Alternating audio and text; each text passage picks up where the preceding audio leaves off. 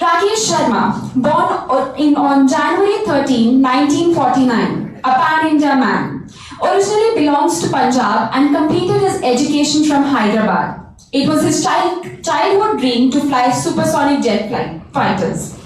After successfully passing from the National Defence Academy, he was commissioned into the Indian Air Force as a test pilot. He became an important member of war operations that were conducted against Pakistan. On September 20th, 1982, he was elected to travel into space as a cosmonaut as a part of a joint program by ISRO and the Soviet Intercosmos Space Program. On April 2nd, so he traveled into space at 35, the first Indian to do so.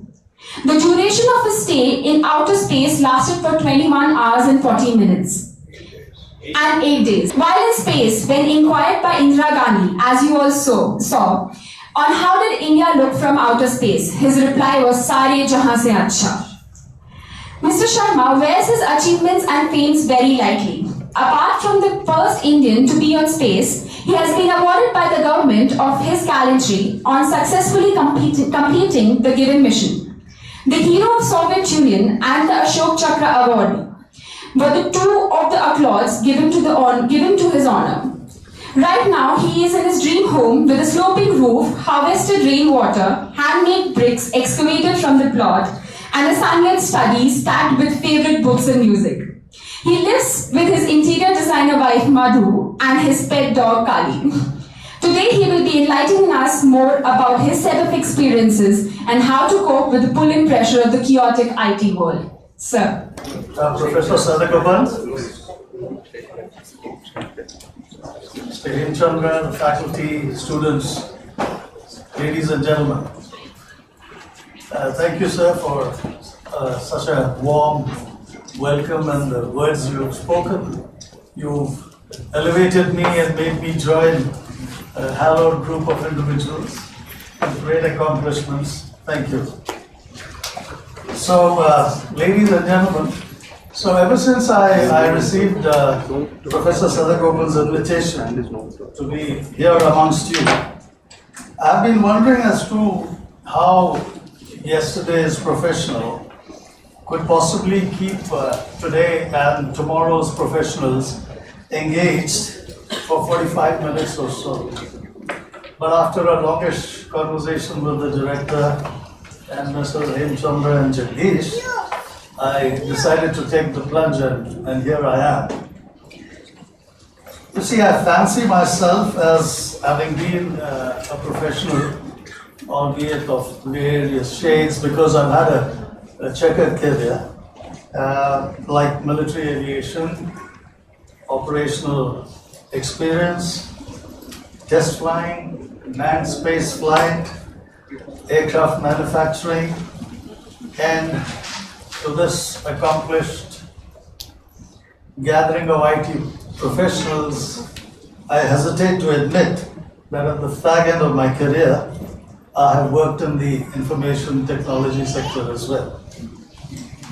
And so I thought that it may well be worth your while if I share some parts of my journey and share some lessons that I have drawn from my own professional experiences, primarily for the purpose of giving you an idea of what goes into the making of a professional, given the background I come from.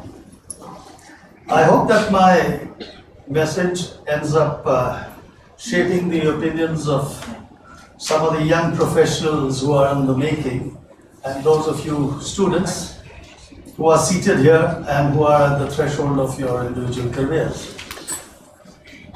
Now, to begin at the beginning, my parents belonged to an upper middle class family before they were compelled to move across the border. That has now become the international border between India and Pakistan after partition. They crossed over with just one steel trunk, and once they came here, they started to rebuild their lives. I was born very shortly thereafter, and I was born into a family that by then had become lower middle class, like most refugees of the time. Our mode of transport was a bicycle, and it stayed that way till my younger sibling arrived 5 years later. And the first motorcycle entered our lives only after he had grown too big for my father to handle all of us on one bicycle.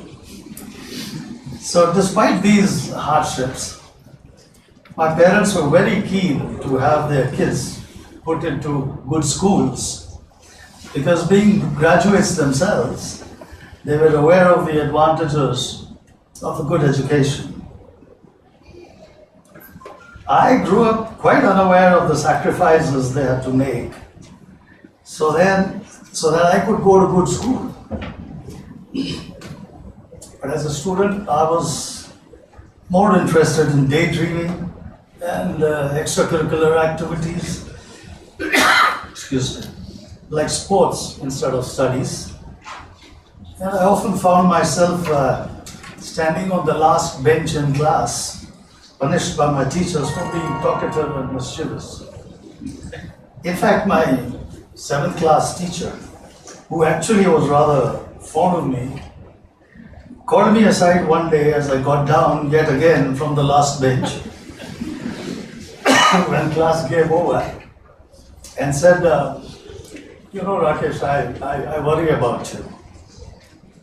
If you carry on at this rate, the only job you will manage to secure when you grow up will be to stand outside the general post office with your tongue sticking out so people can wet the stamps before they stick it out of the letters they are posted. Now, this shook me up because it was a distasteful prospect. In those days, the gum side used to taste awful. It was not like the vanilla flavored ones we had today. So, what did I mostly dream about instead of paying attention in class? Well, most of the time, I used to imagine that I was sitting at the controls of a jet fighter. I was, as a young kid, captivated by the whistling sound of a vampire aircraft which used to fly overhead. I was about 6 years old when the vampire joined the inventory of the Indian Air Force. And his training base was not far from my home.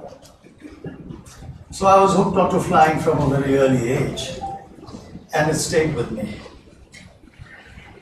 Why am I telling you all this?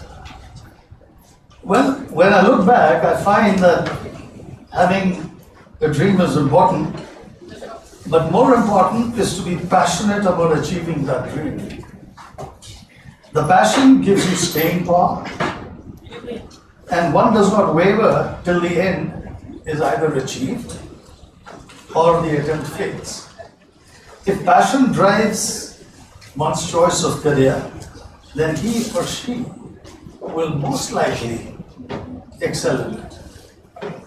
So I intend to touch upon segments that may be of value to many of you students as you stand on the threshold of your careers. I intend to share with you some insights that I have gained, some learnings obtained by me during my professional journey. And I have borrowed heavily from my test flying and spaceflight careers. I'm aware that this audience also has some accomplished alumni. And for some of them, it just may be a validation of techniques that they have already been utilizing during their own successful, well-established careers.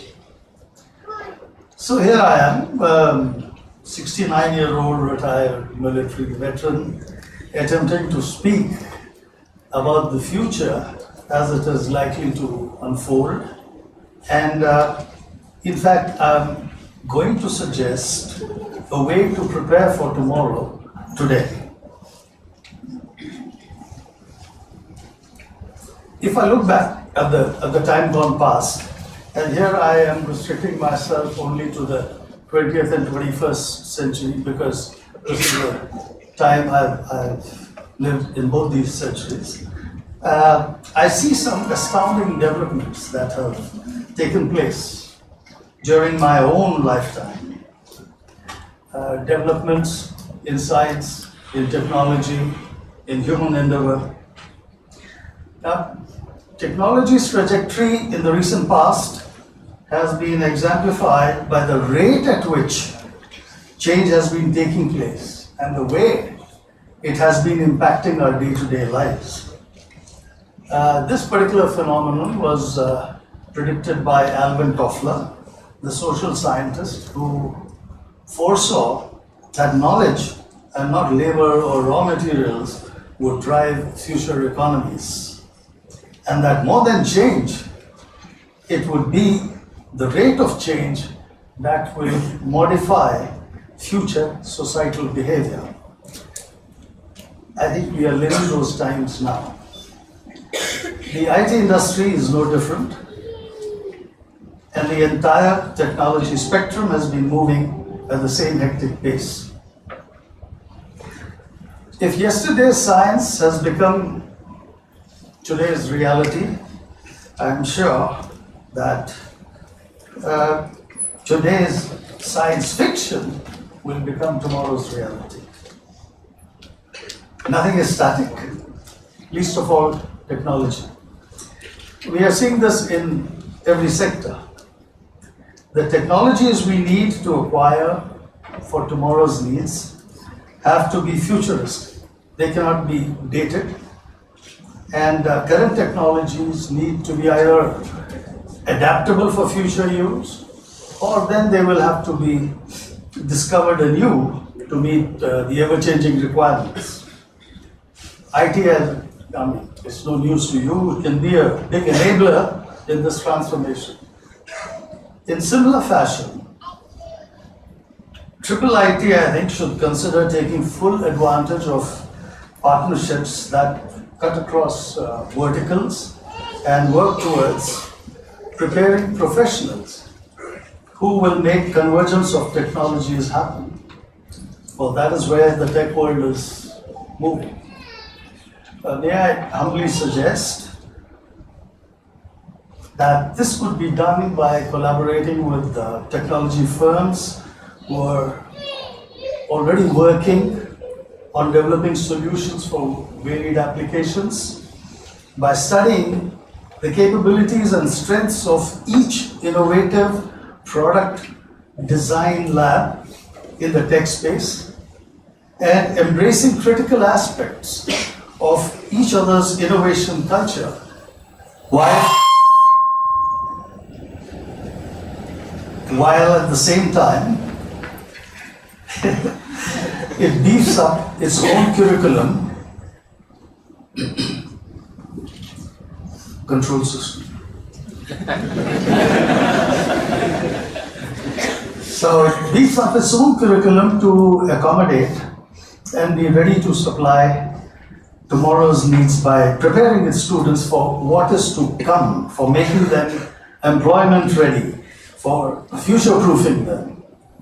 Now, this could be done by revisiting the core tenets of education and modifying instructional techniques in such a manner that keep today's student community engaged in meaningful learning by continually challenging them in ways that encourage them to understand basic concepts so well that they can be applied with ease to develop innovative products.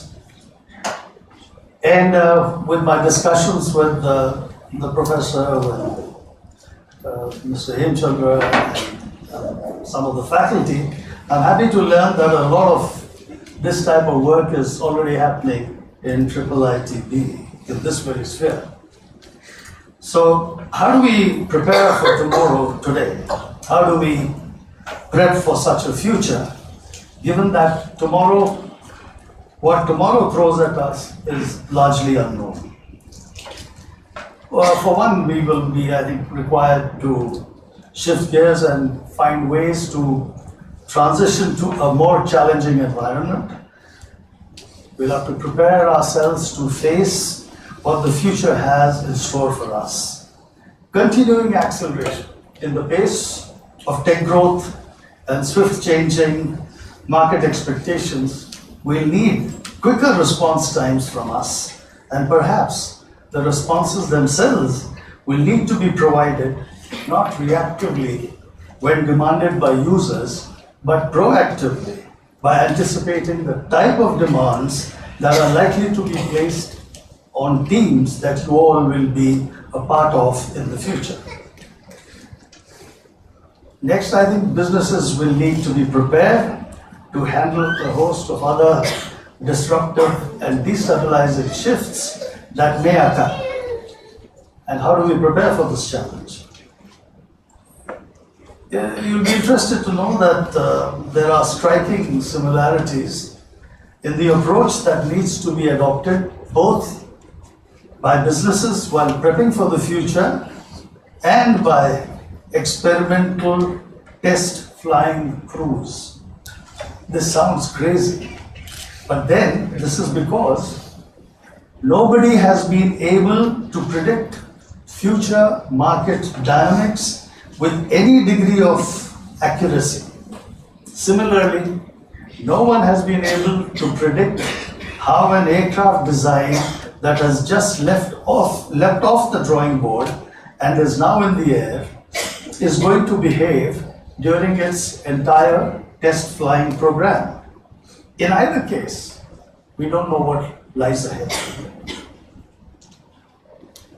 It is an unknown entity, and in a corporate scenario, the price of failure, that is, if you fail to foresee all the what ifs, it can at best result in the loss of face, and at worst, in the loss of your job. In test flying, the price of failure, again, at best, is a loss of face and professional reputation, but at worst, results in a loss of life, loss of prototype, massive delays in the development cycle time. So dealing with the unknown is always fraught with risk. It therefore makes sense to de-risk this activity to the extent that is possible. I dare say that most of you who you will be called upon to be part of teams that will be required by your employers to innovate. For that is what will be demanded by tomorrow's changed competitive marketplace. Managing change requires a mindset shift. We need to be open to the idea of change and then submit to it completely. Change will always tend to destabilize at first, but we need to stay the course and stay motivated right through the change process. At this juncture, self-doubt will invariably raise its head and cause us to second guess the outcome of the change. Will I be able to deliver the change demands that are being placed on me? Our subconscious will ask us. If the mind shift phase of being open to the idea of change, and if you have submitted to it completely, if that phase was achieved successfully by you, then the individual in the first place, then erasing self-doubt, either about one's own ability or the outcome of the planned strategy, becomes a non-issue and it ceases to influence one's performance. So like I said, we stay the course. This is how we transition into a can-do mind frame. If I draw upon my own testing experience, I realize that there is another very subtle thought process that has the potential to hamper one's performance. If one has reached a level where one is seen by others as a specialist, if one is seen as the last word in that field of endeavor, then one must be aware of the fact that the kind of expectations others have from you itself begins to act as a deterrent. And you tend to get inhibited. It tends to inhibit risk-taking. One begins to feel, well, now that I'm considered by the organization as a specialist, I'm not expected to fail. So here again, it helps if the organization creates an environment wherein it focuses on the correctness of the process adopted by the individual rather than merely the success or the outcome of that process. The change process requires all concerned to meticulously follow a carefully thought out sequence of actions to deliver anticipated results. Consequently, the planned process must be respected by all concerned. Of course, we must not unleash large-scale disruption that ends up destabilizing critical parts of today's business. But that said, we must also begin to rediscover our appetite for risk, appetite for speed and energy. In fact, these are the things which had excited us about our chosen work sphere in the first place. And truth be told, these very human emotions have been the engines that have driven the rate of growth that we have been witnessing in technology across various verticals.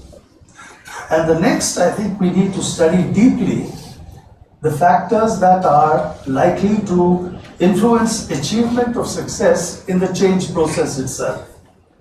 The study of limitations is one such. Now these limitations are both of one's own self, one's own limitations, as well as that of the available environment in which you will be put and asked to create, and that has been put together to support your effort. Deficiencies in either can and will influence the success of one's effort. Then we need to study all available databases. No point in learning from one's own mistakes, either that is both mistakes of omission as well as commission, when it can be learned from previous failures which resulted from other people's mistakes in the past.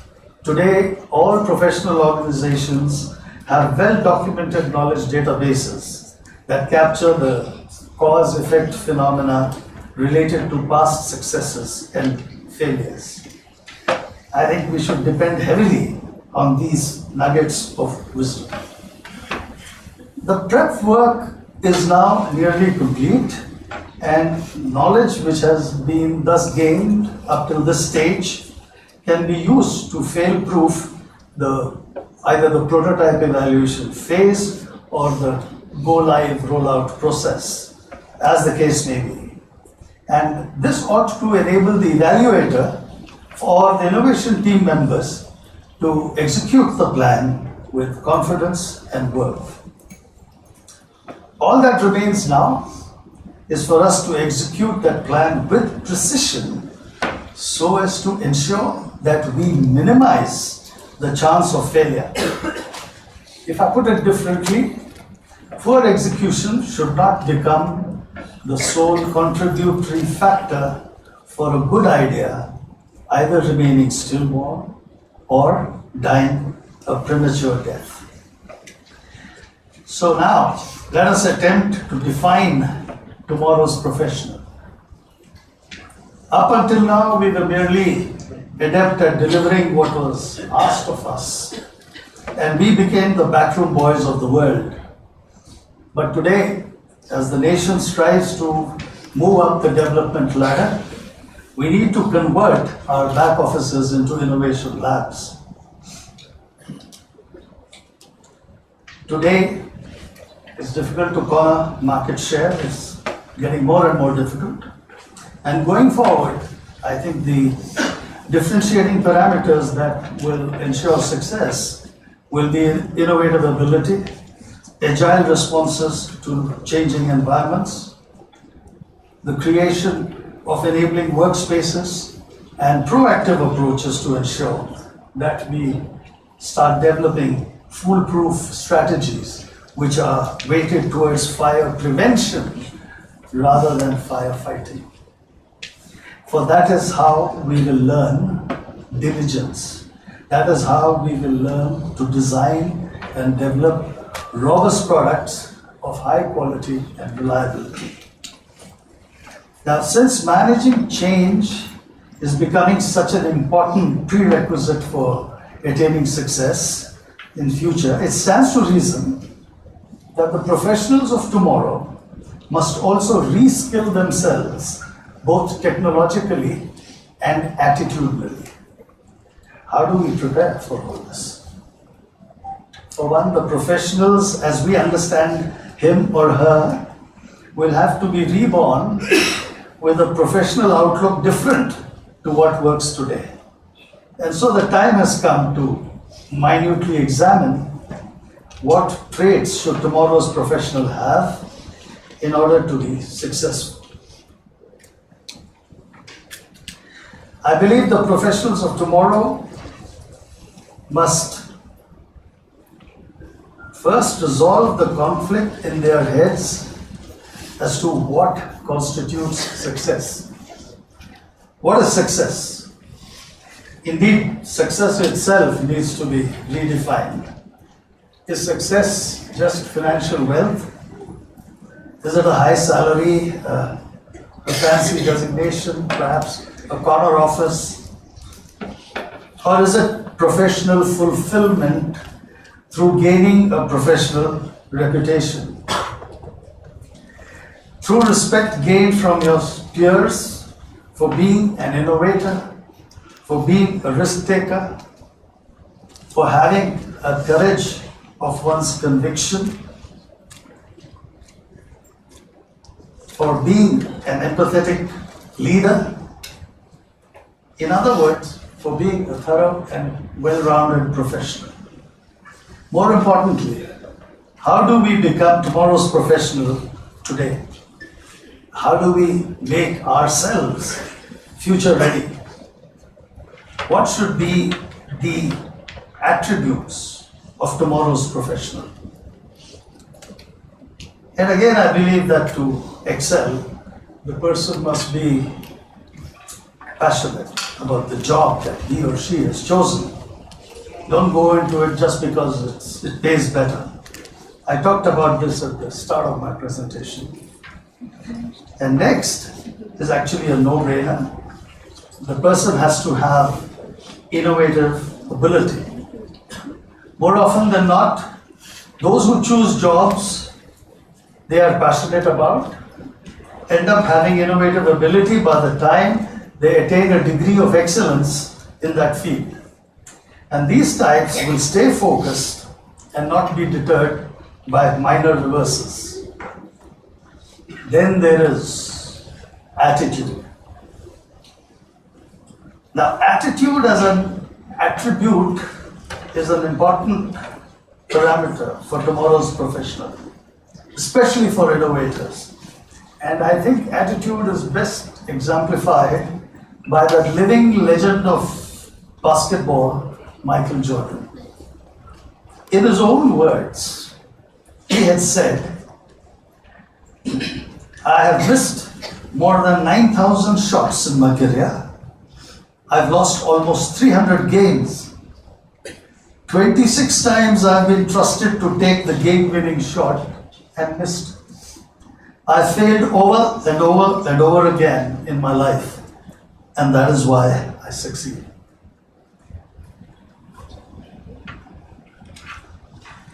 So, just shows that he had the aptitude, he had the passion for the game, and he also developed the attitude of a professional who took failure in his stride.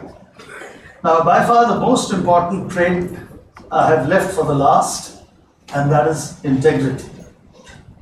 Now, how does integrity contribute towards the making of tomorrow's professional? I would like you to think about the fact that your generation will be developing AI algorithms, automated control systems, all having software at its core, and these systems will be used by the space industry, complex robotic applications which include surgery, nuclear power plant control systems, fast reacting decision support systems required in fast evolving battlefield scenarios. It will be used in medical diagnostic applications. It will be used in civil and military aviation flight planning and air traffic management applications. You must know that errors of omission and lack of diligence during the build process of these critical systems will result in the loss of innocent lives. So those of you who will develop these systems will have to face internal pressures. You will be required to develop and deliver these systems hurriedly to gain first mover advantage in a dynamic marketplace already bristling with various innovations. The demands that are going to be made on you will subtly suggest that you should speed up your testing, and if that means that you do it less diligently, well then, so be it. But true professionals must fight these pressures, and they must resolve these moral conflicts within themselves, because lives depend on the systems they design, test, and commission for use by an unsuspecting public. Now, integrity actually is a word like nationalism or secularism. It means different things to different people. There is enough and more evidence that most successful companies are based on a sound integral footing where honesty, transparency, ethical practices are all a norm, not the exception. And having said that integrity means different things to different people, one must not leave this matter open to speculation or interpretation. My good friend Subrata Bagchi, the co-founder of Mindtree, right here in Bangalore, the author of the international bestseller The Professional, has given a very simple and succinct definition of the word integrity. The touchstone to judge whether integrity is being compromised or not lies in just 4 statements, he says. He says integrity is we follow rules, where rules do not exist, we use fair judgment. When in doubt, we do not go ahead and do what suits us. We seek counsel. And lastly, finally, faced with a difficult choice, we ask ourselves, can my act stand public scrutiny without causing embarrassment to me and my family? Of course, sometimes managers will be confronted with complex issues, and decision making will not be just black or white. The answer to the last question resolves the dilemma of handling the various shades of grey when one is struggling to practice integrity. As a professional, you all will be called upon to consider and weigh many conflicting parameters that are part subjective and part performance related. At the best of time, such comparisons are extremely challenging. This is precisely where you will be called upon to exercise something that cannot be taught. I refer here to that intangible trait called professional judgment. This professional judgment, I really call it an art form, and this art is different to the craft that you have learned. Craft actually is the core skill you acquire that gives you a certificate and that qualifies you for a particular job. It's quite like the certificate that you will be getting when you leave IIIT. But the art needs to be learned, it needs to be developed by observation, application, and honest appraisal of one's own capabilities and actions, and then some more. And that some more is objectivity and fearless, well-reasoned courage of one's own conviction thereafter. I urge the students amongst you to work at acquiring this art form. It is best learned from stalwarts who have preceded you, and some of them are seated right here amongst you, the alumni. Learn from their experiences, learn from their triumphs and at times their failures, from the brushes with decision makers who either knew no better or worse, did not care enough. I urge you to rededicate yourself to complete this part of your education by yourself, for there is much to be learned in this domain. A software engineer's life has always been lonely. A software professional's life in an innovation lab producing autonomous control system in a competitive marketplace will be even more so. When it comes to decision making, given the pulls and pressures that will tend to influence and sway one's professional judgment one way or the other. You will have to work things out, often in your heads, at times by confronting personal demons. Now, these demons are not ordinary demons. These demons will be related to your own career progression, especially if your well-reasoned professional opinion makes you recommend rework to iron out glitches you believe can cause trouble later in what you are engaged in creating. Especially when the product managers you will be working under may find the attendant time delay inconvenient. The remainder of your professional journey is going to test you repeatedly in this respect. Think about these things now, not when you are faced by those moral dilemmas while battling time pressures, because then your judgment is clouded. The time is now come to recap and come up with the recipe for success, which is a recipe for tomorrow's professional. And that is, do not get into a line that you are not passionate about. Define for yourself your personal understanding of success. Wealth or fulfillment. It's easy to lose motivation when the going gets tough. Just hang in there, erase self-doubt, and stay in the can-do zone. You all have aptitude. Hone it. Embrace failure and develop a Jordanian attitude. Practice ethical conduct and integrity, always and every time. That's non-negotiable.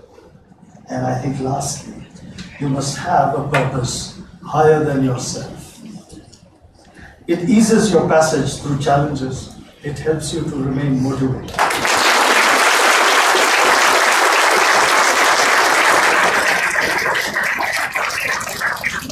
Thank you so much, sir. It definitely gave me goosebumps. Hope you all also enjoyed it a lot. It was indeed our pleasure to hear it from you, sir.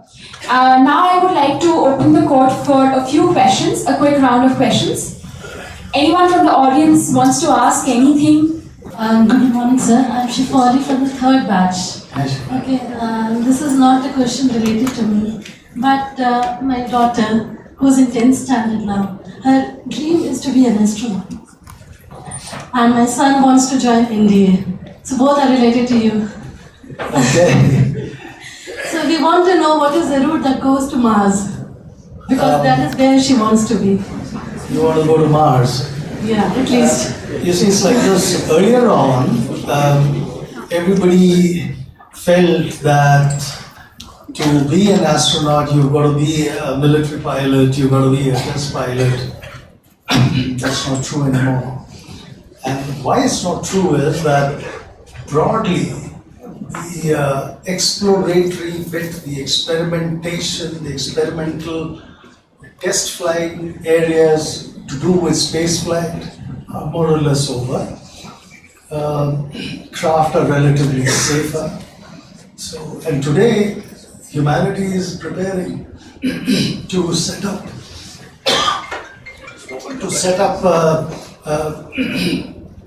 habitations on the moon.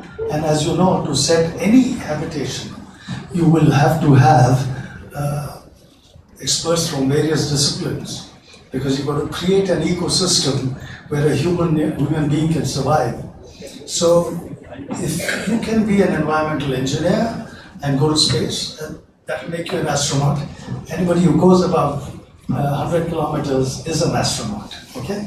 So wish you all the best. Don't worry if you're wearing spectacles. Don't worry if you cannot join the Air Force. That does not mean that it closes the doors to go to space. Anyone else from the audience willing to ask? Okay. So we've seen the ship from NASA landing on moon with less than 4 kbs or something around that. And now we have the Falcon, which is, a reusable rocket. So where do you see this going? I mean, you talked about the rate of change of technology. What do you see the future in the next 10 years or so? Well, if there are two aspects, I believe, to space exploration. One is the exploratory aspect, and you will have a lot of work where you can go around looking for a place like Earth where you can move to, and if it has got interesting resources, then you can go there and farm those resources. The other bit is exploitation of space, because space gives you certain environmental advantages to produce exotic materials which are not possible to do on Earth itself due to the lack of gravity in space. So exploitation of materials and exploration of resources, so these are the two paths along which space activity is going to move. So as specific to your question about how technology will enable it, well, I think it will certainly make it, one can become bolder and bolder, but you still have to overcome the problem of lack of speed. 8 kilometers per second, which is the velocity you need to be at to maintain orbit, is just not enough to explore space. You have to travel faster than light because of the limitation of the life of a human being. So there's much to be done from exploratory standpoint, from science. But what bothers me more is that if human development, the development of the human mind does not keep pace with technology, then we are only going to succeed in exporting conflict to outer space. If we are not addressing issues like what do we do with the wealth which we are going to farm in outer space. For example, if you're going to go fly zillions of kilometers away and land on a celestial body there, and you start mining for exotic stuff which is extremely expensive, two questions. Will you go there all that way and say, well, I'm from India and I'm from China? It's so ridiculous. I mean, firstly, you've got to go there as people from planet Earth, And the other thing is that if you are going to go there, and like in Antarctica, if you're going to mark areas that this is mine, then you're creating borders out in space. Even on Earth, these borders are man-made, So, point is that if you're going to go out there as humanity, then what you get out there, you must get back for the greater good of humanity. And then that is what is going to remove the seed of conflict. If we are only going to export conflict, well that opens up another career of choice, Star Wars.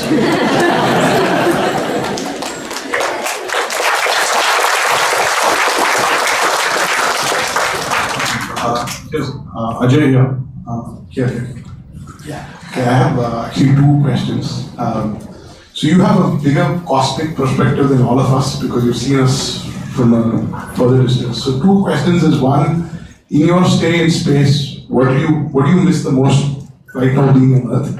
And do you think that whatever you're doing here in terms of technology, professionalism, and everything else really matters from a cosmic perspective in that? Do you have a realization in terms of an overall unifying picture? Yeah, so your second question, I think I've answered it in part. That technology will certainly help us. And as regards the first question, what I missed most was having a bath. It's so difficult to carry water out there. You've got to make do with medicated swabs because, so that's the first thing one wants to do after one comes back. To have a nice hot bath.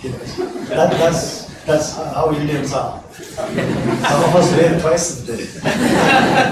Shraddha, I wanted to know, while you were selected for as a first man from India, what qualities did they see in you? I don't doubt your credibility, but there must be something exceptional in you. Others might also be pitching for this thing. This is a huge, huge opportunity. So there must be something exceptional which made you unique from others. What do I say? I think it's like winning Kaun Banega Crorepati. And remember one thing, that the field was quite narrow actually, in the sense that the request came from the Russians to the Indians, and it was time bound, so they wanted professionals who would come up to speed fast enough because the space line had to be completed within a certain time frame. So the Russians asked for aviation. Well, I'm sorry, they didn't ask. They asked ISRO actually. Mrs. Gandhi asked ISRO to take this up, but ISRO wasn't interested because they were busy with their satellite program at that time. And so Mrs. Gandhi asked the Air Force, would you guys be interested? And the Air Force grabbed it. And then so the search narrowed from within the Air Force. And then because it was taking time, and then the Russians suggested that if you give us test pilots, we'll be able to make the time frame. I think elections were around the corner that time. So they said, okay, so let's look from amongst test pilots. So here I was, right guy at the right place, young, and because I was young, I was fit, and so I made it. So.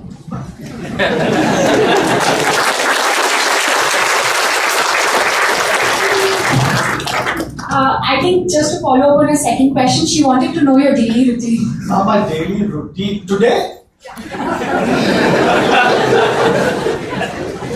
I get up in the morning, I go for a walk, I come back, I write, I read. Most of the time I'm preparing for my next trip.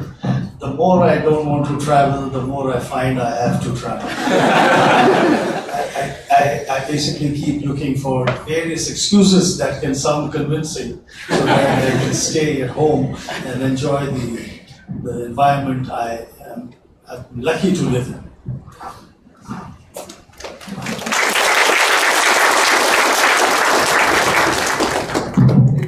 Yeah, my question is actually, my name is Milind, and the question is actually two parts.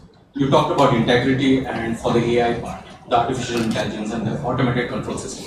So one is on the AI part, how do you teach integrity to a computer? That's one.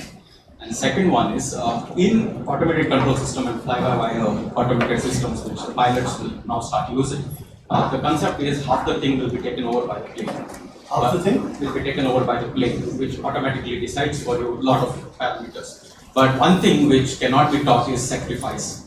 And a lot of times you take a call, I want to either sacrifice or kill the enemy. In a sense, I'm willing to go give up. How that will be factored in the design of an automated pilot system? Are you referring to systems which are fully autonomous are you referring to drones without any human intervention? No, because as long as the human is there, then your second question gets answered. I mean, if the human is not capable of sacrifice, either he shouldn't have been there in that. No, I'm talking about sort of a yes, fully autonomous system. I think in fully autonomous system, you guys should know, the IIT guys should know better as to whether emotions can be transferred and converted to intelligence. I don't really know whether it can be. So it would all depend on the kind of I would say decisions which the system will have to take, but it can only do as well as what has been loaded onto it as the database. So frankly, I don't really know. I'm not in this field, and but if we can do that, it would be tremendous. Absolutely. Then you can have weapon systems which can pick and choose the bad guys. Yes. Thank you. I'll go for the last question since we are running a little out of time. Hi, my name is Avitash. So this is not a question, this is a request from you. Can you repeat those golden words when Mrs. Gandhi asks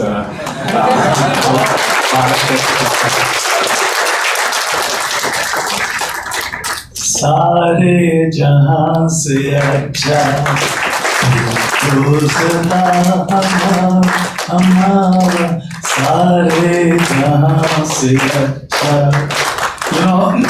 My throat is giving up. I could do a better job than this.